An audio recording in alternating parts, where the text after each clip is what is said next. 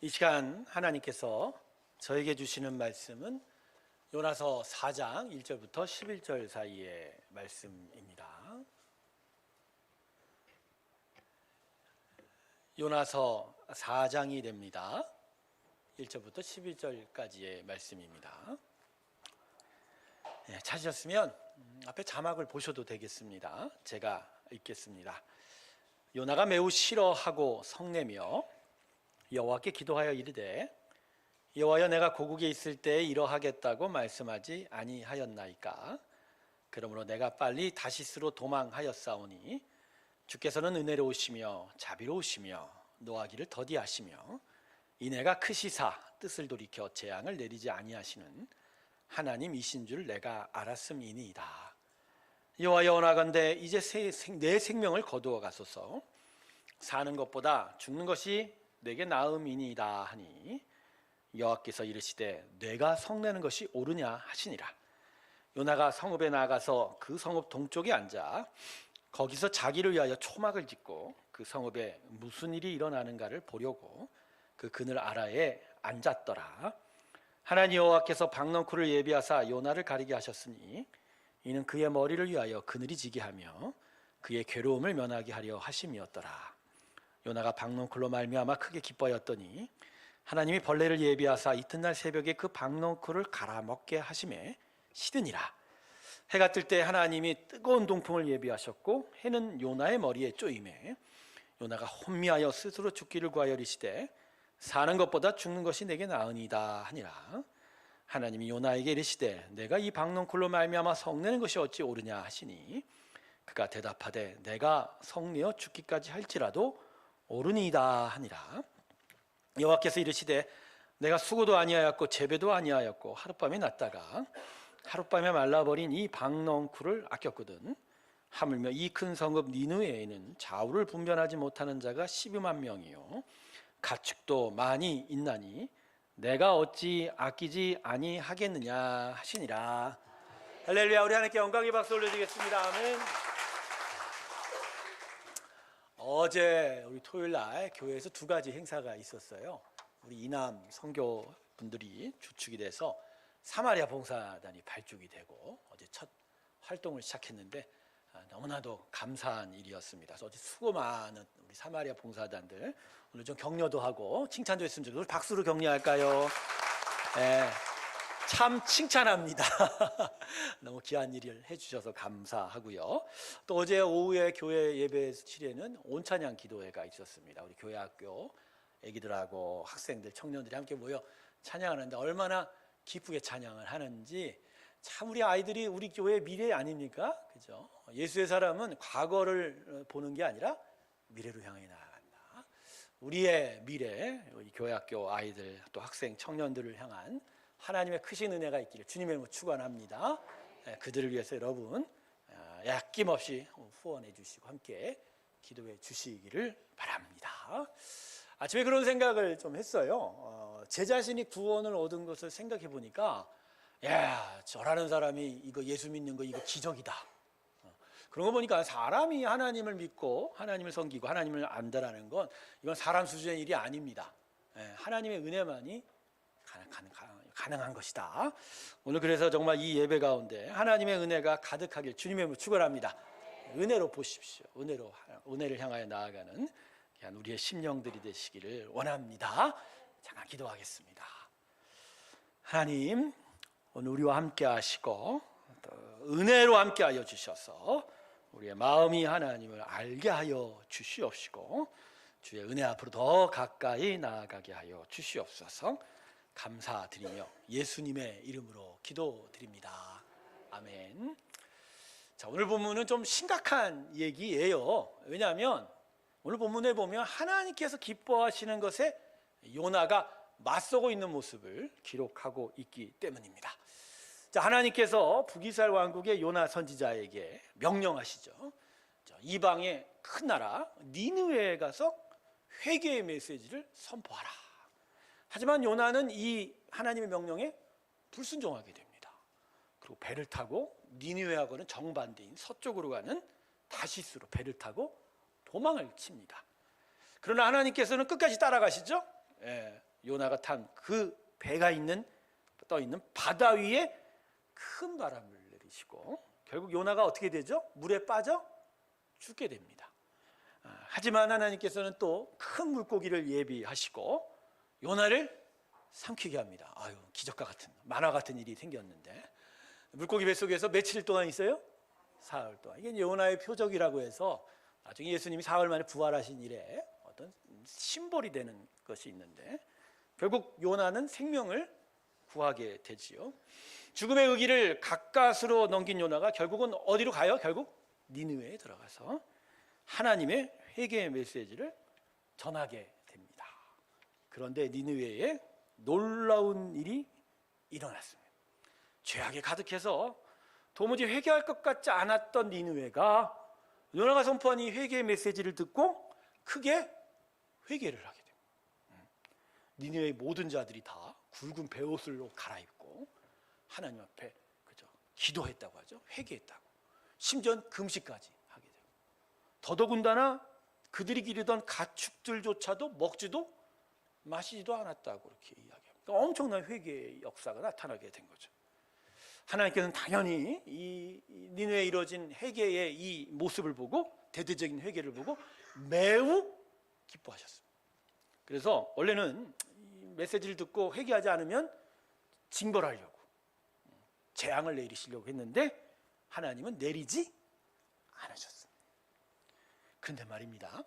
이제 또 오늘 본문이 시작되는데 요나가 이러한 하나님에 대해서 크게 화를 내게 됩니다. 크게 화를 내게 됩니다. 오늘 본문 1절을 보세요. 뭐라고 기록되어 있죠? 요나가 매우 싫어하고 성내며. 이게 히브리 원문을 보면 2번 반복이 되어 있어요. 싫다는 게 싫어. 그것도 매우 크게. 야, 지금 요나가요 하나님에 대해서 사실은 이게 쉽게 얘기하면 승질내고 있는 거예요. 엄청나게 분노하고 성질내고 돼요. 그래서 3절 보면요, 요나가 너무 크게 화가 난 나머지 이렇게 외칩니다. 내 생명 거두어 가소서. 예? 사는 것보다 죽는 것이 내게 남입니다. 이런 얘기죠. 아유, 화가 나니까 뭐라 그래요? 나 이제 죽어버릴래. 예, 우리 중에 누구는 그렇게 말하는 사람도 있죠. 너무 화가 나면 뭐라 그래요? 아, 내가 나가서 죽어버려야 되지 뭐. 이런 얘기 많이 하죠. 예. 자, 하나님께서는 이런 요나를 보면서 어떻게 말씀하시죠? 오늘 본문 4절 보세요. 여호와께서 이르시되 내가 성내는 것이 옳으냐. 자, 여러분, 요나가 도대체 무슨 이유로 이렇게까지 화가 나 있습니까? 무슨 이유로? 아니, 하나님께서는 지금 니느웨가 회개를 해서 기분이 너무 좋으세요. 기쁘신 거예요. 근데 왜 요나는 그 반대로 하나님 앞에 분노하여 소리 지르고 있냔 말이에요. 이거 사실 요나가 회개 메시지를 선포한 장본인 아닙니까? 그 선포한 그대로 니느웨가 회개를 했는데 도대체 왜 이 선지자라는 자가 하나님 앞에 하나님 앞에 승질내고 있냔 말이에요. 여러분, 이 요나의 분노는 요나의 심령의 중심이 삐뚤어져 있기 때문입니다. 요나의 중심이 삐뚤어져 있는 건 본문 2절을 보면 알 수가 있습니다. 자, 우리 본문 2절 다시 한번 볼까요? 여러분 한번 다시 읽어볼까요? 우리 본문 2절 이번에 우리 같이 읽습니다. 시작.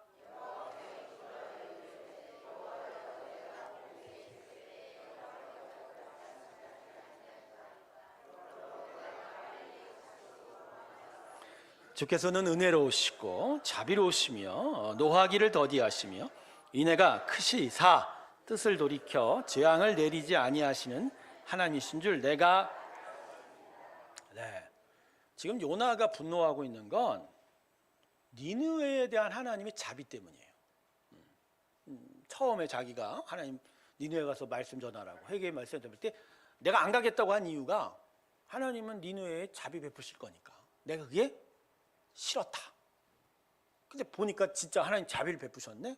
내가 그거 싫어요. 그거 왜 하세요? 거기에 화가 난 거예요. 그러니까 쉽게 정리하면 요나는 니느웨에 하나님의 구원과 자비가 베풀어진 걸 매우 못마땅하게 생각한 거예요. 여러분, 이거 진짜 심각한 거죠. 이게 마음이 삐뚤어져 있는 거죠. 요나가 하나님을 알아도 마음이 삐뚤어져 있으니까 보는 것도 삐뚤어집니다. 여러분, 요나 이런 생각은 매우 심각한 문제죠. 자, 요나는 자기 자신에 대한 하나님의 구원과 그리고 니느웨에 대한 하나님의 구원을 다르게 보고 있는 거예요. 그러니까 나를 포함한 이스라엘은 하나님의 구원받는 게 마땅한 거고, 니느웨를 포함한 이방 민족은요, 얘네들한테는 자비가 있으면 안 돼. 하나님의 징벌, 하나님의 진노의 대상이고 심판받아 마땅하다, 이렇게 생각하는 거죠. 그러니까 니느웨로 가서 회개 메시지 전달하는 게 너무나 불편한 일이었고, 그죠? 니느웨를 가는 길이 너무나 요나는 싫었던 거죠. 그러니까 명령을 받자마자 정반대로 가는 배를 타고 도망을 쳐버린 겁니다. 그리고요, 나중에 뭐 어쩔 수 없이 배 물에 빠지고 다시 건짐받아서 어쩔 수 없이 니느웨에 가서 회개의 메시지는 전했지만 이거 요나 마지못해서 합니다. 오늘 본문은 아니지만 요나서 3장 3절을 보면요, 니느웨의 크기를요, 이 걸어서 3일 동안 걸어야 전체를 다 파악할 수 있는 크기라고 합니다. 서울도 이 정도 되나요? 서울시 전체를 보면 하루 갖고는 뭐 안 되겠죠. 그만큼 큰 도시인데, 근데 요나가 회개의 메시지를 어느 정도 전달했다고 기록하고 있는지 아십니까? 며칠 동안, 하루. 근데 그거 뭐 제대로 했겠어요? 아침에 밥도 안 먹고 늦게 일어났겠지. 그죠? 그 저녁에 해지기도 전에 배고프다고 왔을지도 모르는 거죠. 그죠? 왜? 마음이 없으니까. 그러니까 대충 한 거예요. 대충 한 거예요. 이게 삐뚤어져 있는 거예요. 자, 그러면 여러분, 요나의 마음의 중심이 왜 이렇게 삐뚤어져 있을까요?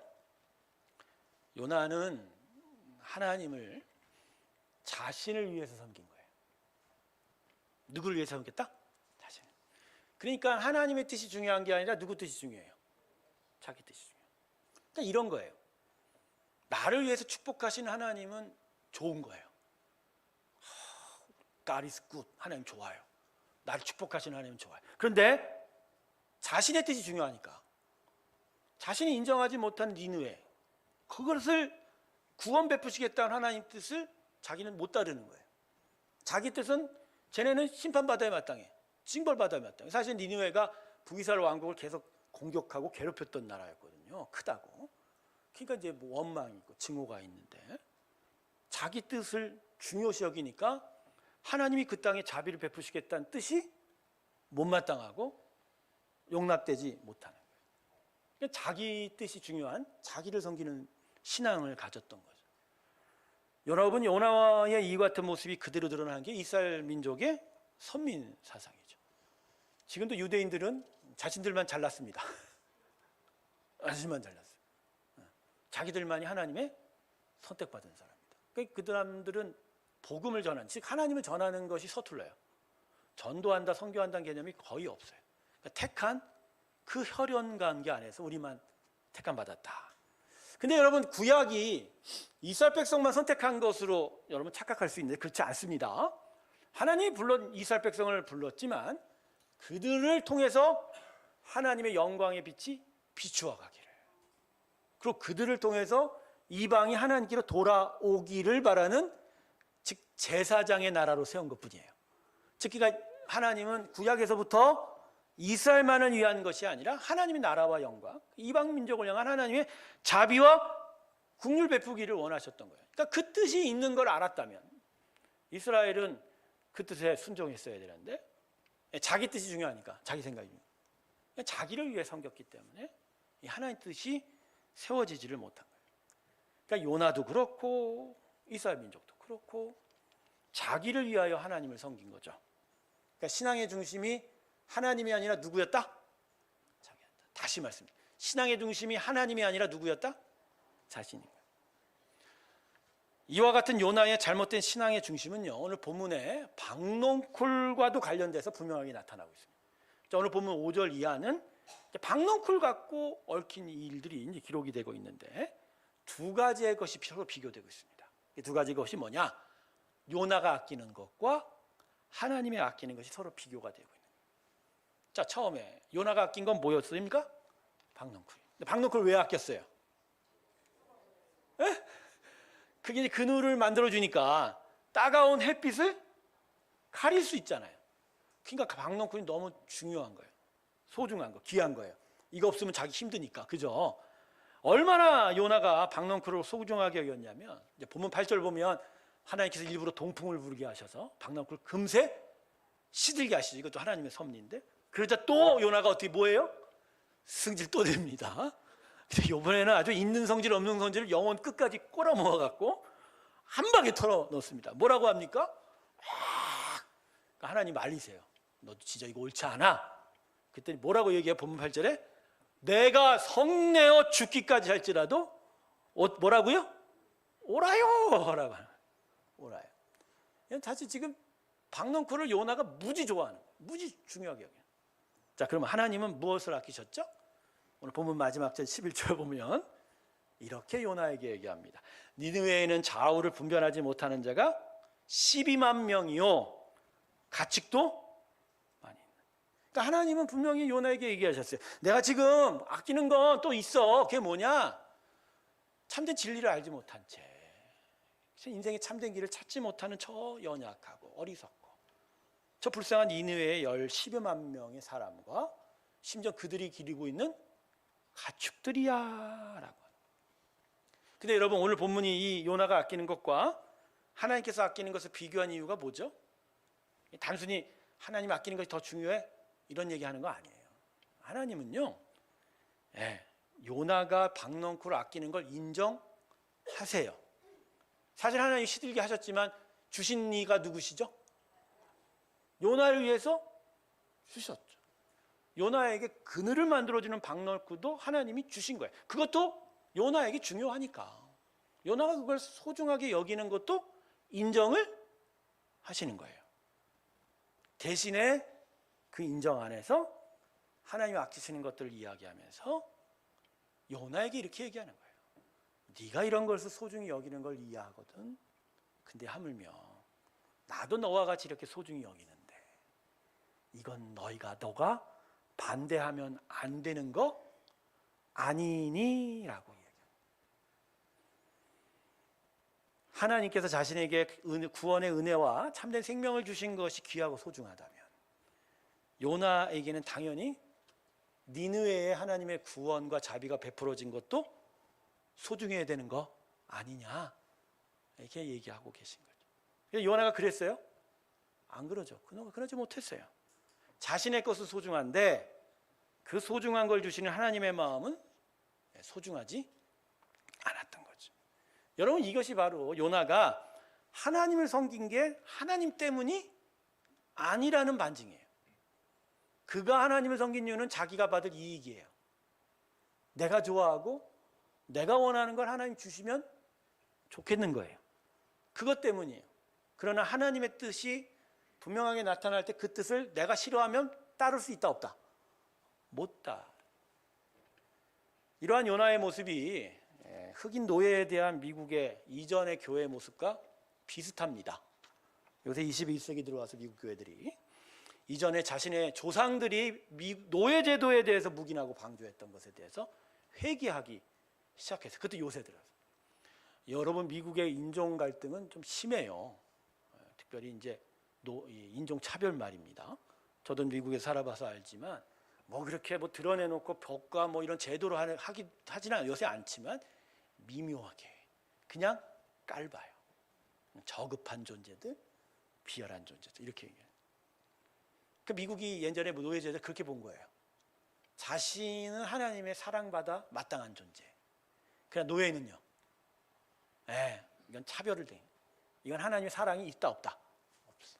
자비가 필요 없어. 저급한 거야. 눈으로 볼 땐 같은 사람인데 말입니다.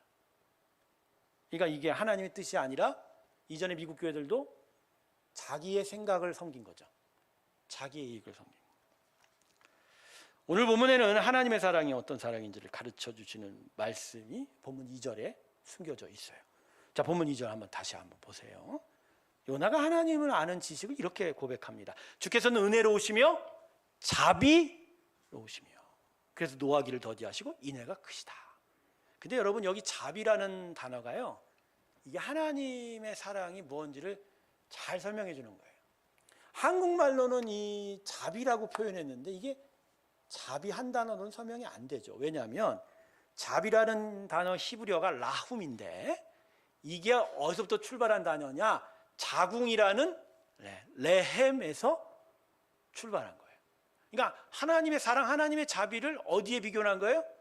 엄마의 자궁. 그러니까 애를 가지고 그 태아를 귀하게 여기고 소중하게 돌보는 그 엄마의 깊은 사랑. 남자들은 죽었다 깨나도 몰라. 근데 여러분 이게 자비라는 단어 하나로 설명이 됩니까? 돼요? 아이가 태어날 때 그 고통 무지막지하다며요. 남편 머리끄랑이 막 하고 싶다며. 근데 그 마음이 뭐죠? 그렇게 해서라도 그 고통을 참으면서 이 태아를 말입니다, 잘 살리고 싶은 그 강렬한 생명, 살리고 싶은 그 마음. 그래서 여러분 모르겠어요, 아버지들도 똑같은 마음이겠지만 자신의 뱃속으로 기른 아이 한 사람이라도 잃어버리거나 잘못되는 거 엄마가 좋아할까요? 부모 마음이? 좋아해요? 안 그래요, 여러분. 자녀에 대한 부모 마음은 자녀들이 몰라요. 저도 뭐 요새 어머니 참 힘드시지만 저도 모르겠더라고요, 그 마음. 그게 하나님의 사랑인 거예요. 그런데 그게 왜 지금 이 자리에서 필요하냐? 자궁 안에 있는 모든 아이들에게 적용되는 마음이잖아요. 하나님이 만들고 하나님이 창조시킨 그 귀한 영혼들에 대해서 하나님이 이스라엘만 중요하다고 생각하시겠습니까? 다른 이방 백성은요? 다른 이방 믿음의 사람들은요? 어떤 한 사람도, 어떤 한 민족도 하나님께서 당신의 자비를 베푸심에 결코 빠뜨리지 않습니다. 않아요. 모두가 다 전부 하나님의 자비 받기를 원하시는 거예요. 그러니까 누구는 구원을 주시고 누구는 구원을 주시지 않는 게 아니에요. 어떻게 하든지 다 구원받기를 원하는 게 하나님의 마음입니다. 그리고 그건 우리의 미움의 대상도, 우리가 원망하는 사람도, 우리가 경멸하는 사람도, 우리가 화를 낼 수밖에 없는 사람도 조차도 하나님의 자비와 구원의 은혜를 받아야만 한다는 거예요. 근데 요나는 이 같은 하나님의 사랑에 저항한 거예요. 나 이거 싫어! 이런 거예요. 사실 요나는 하나님의 자비가 뭔지 알죠. 그러니까 선지자를 했죠. 요절에 요나가 지금 읽었지만 하나님에 대한 기억을 이렇게 진술하고 있는 것도 하나님의 자비가 뭔지 아는 거죠. 그런데 저항한 거예요. 왜요? 마음이 삐뚤어져 있으니까. 지식으로는 알지만 마음이 어떻게 돼요? 삐뚤어져 있어요. 마음이 삐뚤어져 있으면 보는 게 정상일까요? 삐뚤어져 있을까요? 여러분, 그래서 설교자에게 기도 많이 하셔야 됩니다. 최봉님이라는 사람을 너무 좋아하라는 얘기가 아니라 목사라는 사람이 설교자가 성경을 해석을 하고 이걸 여러분의 모든 삶에 적용을 할 때 저만이 가지고 있는 삐뚤어짐이 있으면 여러분에게 그 설교가 제대로 갑니까? 삐뚤어지게 갑니까? 삐뚤이가 나오죠. 삐뚤이. 근데 그 삐뚤이를 여러분이 받으면 여러분은 삐뚤어질까요? 제대로 갈까요? 그러면 안 되지. 제대로 가셔야죠. 마음의 중심이 삐뚤어져 있으니까 화낸 거예요. 하나님의 그 자비 앞에 저항한 거예요. 그래서 오늘 말씀은 요나에 대해서 하나님께서 이렇게 말씀하시는 겁니다. 요나야, 너가 나에게 화를 내는 게 옳으니? 아니야. 너의 마음이 삐뚤어져 있어. 이렇게 얘기하는 거예요. 믿음의 삶은 기본적으로 하나님을 바로 알고 깨닫는 것부터 시작하는 거예요.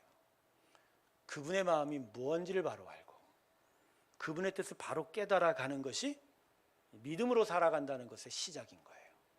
그리고 그 하나님을 바로 아는 대로 그대로 따라서 살아가는 그것이 바로 우리의 신앙의 여정인 거죠.